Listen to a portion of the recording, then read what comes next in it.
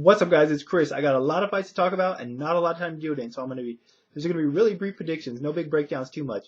There's a lot of fights going down on Saturday night, including the UFC, which obviously I'm not going to talk about here, but a lot of fights going on, so a lot to talk about. Unfortunately, I'm not going to be able to see all the fights on Saturday night because I have a birthday party for myself and a friend to attend to, so thank goodness for DVR. So what fights I don't see beforehand, I'll be able to check out on Sunday because I doubt I'm going to be in any condition to watch them when I get home on Saturday night. Anyways, first up on Friday night, I don't know if this fight is on television or not. You got Jean Pascal against Adrian Diacono, rematch for the WBC 100 light heavyweight title. These guys fought earlier this year. One of the more entertaining fights, if you didn't see it. That fight was on Versus. I don't know if this is or not. Pascal won the fight, outboxed him, outfought him at times. Diacono is more of a slugger, a brawler. Pascal is definitely the better boxer of the two, the faster of the two, better skilled in my opinion. I see a replay of the first fight. Diacono did have success when they had exchanges, but he was able to hurt Jean Pascal, but Jean Pascal hurt him as well. So I think if Pascal just fights smart and sticks to the game plan that worked for him in the first fight, then he should be able to cruise to a decision here and hopefully get a fight with Chad Dawson, because that Pascal has been mentioned as a possible opponent for Dawson if he wins this fight. Regardless if he wins this fight, they've been mentioned as a possible fight for Chad Dawson, but I would like to see Pascal Dawson. Moving on to Saturday, first fight on Showtime, WBC WBA 115-pound champion Vic Darchinyan defending his titles against Thomas Rojas. Darchinyan's coming off that loss to Joseph Agbeko at 118. He moved up in weight for that fight. Didn't look as good at that weight. Agbeko pretty much just beat him down. Not beat him down, but he won the fight. What word am I looking for?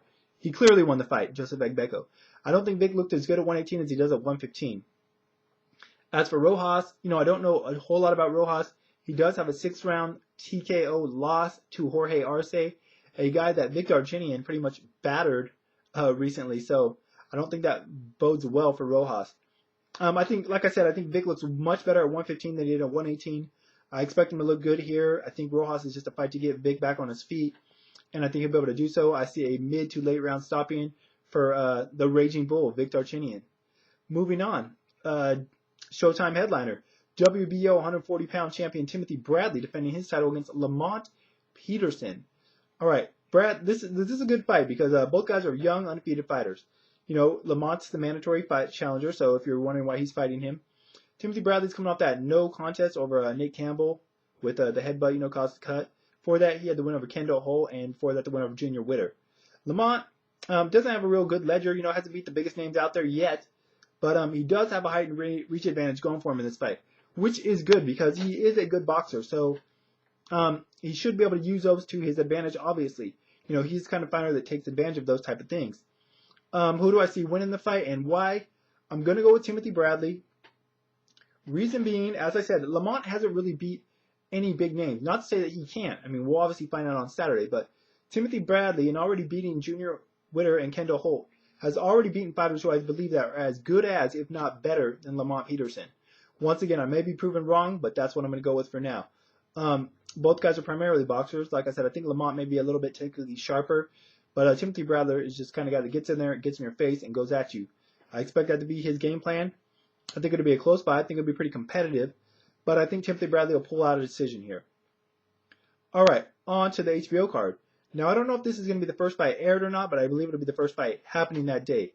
WBC heavyweight champion Vitali Klitschko defending his title against Kevin the Kingpin Johnson. Vitali, as we all know, is coming off that easy annihilation of Chris Arreola.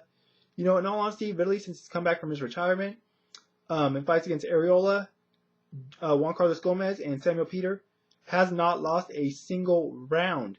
The guy has looked as dominant as ever, if not more so. As for Kevin Johnson, undefeated, 22-0-1, hasn't beaten really a lot of big names himself, much like with Lamont Peterson. He does have a reach advantage, which is going to be crucial for him because if you haven't seen Kevin Johnson fight, his biggest weapon in his arsenal is his jab. The guy really doesn't have any knockout power. He only has 9 knockouts, so don't look for a knockout here on his part. He does have a great jab, though. He's going to need to use that, but unfortunately, that's pretty much all he has. He's not a guy that throws a lot of punches. Like I said, he doesn't have a lot of power. He doesn't really have any advantages aside from, maybe a better jab than Vitali in this fight. I expect Vitali to win this fight. I'm hoping that Kevin can, win a round or two. I'd like to see Vitali in a more competitive fight than we've seen him in since he came back, but hard to say if that's going to be the case here. Kevin just doesn't have the size or the strength or the power, or even, the work rate to keep Vitali off him. He does have that jab, but Vitali is not easy to reach, as we saw in the Areola fight. It's really hard to get to Vitali. The way he leans back. His defense is kind of crazy. It's not the best, not the most orthodox, but it definitely works for him. I see Vitali winning this fight, though. I just think he's going to overwhelm Kevin Johnson. Like I said, Kevin doesn't really have the firepower to keep him off him. So I see a stoppage, probably between rounds 8 and 10, and another win for Vitali. But once again, I just hope the fight's more competitive than Vitali's fights have been. Next up, Victor Ortiz against Antonio Diaz. Ortiz has a lot of questions coming in this fight after that loss to Marcos Maidana. Especially after the post-fight interview where he said, he didn't want to be beat up like that. Really questioned what he was doing in there. So it'll be interesting to see how he bounces back from that psychologically more so than physically. Antonio Diaz, good fighter, fought some good names in his prime. Shea Mosley, Antonio Margarito stand out. Lost to those guys, but was competitive. He took a 3-year layoff. He's got 4 straight wins since returning. If this fight was happening when both fighters were in their prime, I'd probably go with Diaz, just based off, the wars I've seen Diaz in, the heart he showed, and, the way Ortiz was questionable after his loss to Maidana. However, the fight is not in their primes. Antonio Diaz, I do believe if it comes down to a test of wills, he could probably, get a win here. Because I think Ortiz may still be doubting himself after that Maidana loss. However, I think Diaz is past his prime.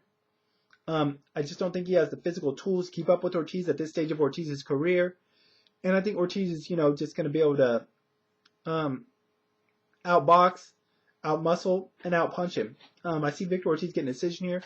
He could possibly get a late stoppage. It depends on how much mileage Antonio Diaz has on the odometer, how well he responds to the firepower that he's going to be under. But I do see it going to a decision. And hopefully Victor Ortiz can bounce back from that loss. Main event on the HBO triple header. I believe it's the main event. We'll see. But Paulie Malignaggi rematch with Juan Diaz. The first fight, as we all know, controversial decision. It went down in Texas. Paulie before the fight had a lot of issues with the judges, the promotions, where the fight was being held, the ring size, the weight. It was a catch weight, and he was proving, why he had those issues. Because whether or not you thought Paulie Malignaggi won the fight, the fact of the matter is those scorecards were way too far off, at least a couple of them. So the fight's being held in Chicago this time. Hopefully we'll have more neutral judges and referees. We shall see. It'll be interesting to see the ring size. If it's a big ring, it favors Paulie. If it's a small ring, it favors Juan. Although in the first fight, it was a small ring, and Paulie seemed to fare pretty well in there with it. Hopefully for Paulie's sake, he wears not such big trunks, boxing trunks, that are going to weigh him down and be coming down and hinder his movement. He needs to move, he's a stick and move type fighter. Juan Diaz is a guy that just tries to get inside and outwork you, outmuscle you. Especially, they call him the baby bull for a reason, get you on those ropes and really, let his hands go. This is a hard fight to call in all honesty. It is a catch weight again, I believe.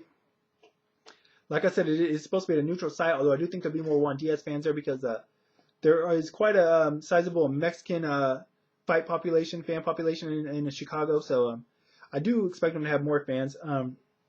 As for the fight, both guys, kind of need to do what they did in the first fight, but do so, improve on it. Paulie just needs to stick and move more, let his hands go more. There were times in that fight where if he would have let his hands go more, he could have made more of a case of himself for winning that fight. As for Juan, you just got to corner him. You really got to get in on Paulie. You really got to catch up with him. Put him up against the ropes, get him trapped in the corner if you can, and really let your hands go there. Go to the body. I think if he goes to the body well, he can stop some of Paulie's movement. It's going to be a close fight again. I don't see any way it's not going to be. It's going to go to a decision, in my opinion. But a lot of times, judges favor aggressive fighters. I think that'll be the case here. I'm not saying it's going to be a controversial decision, but I do think Juan Diaz is going to eke out a decision. Either fighter can win. It may be a controversial decision. Who knows? But I'm going to go with Juan Diaz by close decision. All right, be sure and check out the website, therewillbebloodfightshow.com. Partners, istandafight.com. The radio show, Leave It in the Ring. We're definitely having a show on Thursday. We're probably going to have it on Friday. If not, we will have it on Saturday. Scheduled guests this week are supposed to be Andre Ward, Melissa Hernandez, Ramel Tank Renee, a guy that fought Ward in the amateurs and is looking to try to get a shot at him in the pros. Check out my Twitter if you're interested. I'll put links over in the information part as always. That's pretty much it. Probably back on Sunday to talk about all these fights or all the ones I get to see. Till then, man, just enjoy the fights. It's gonna be a great night of fights on Saturday. Till then, yo, I'm out.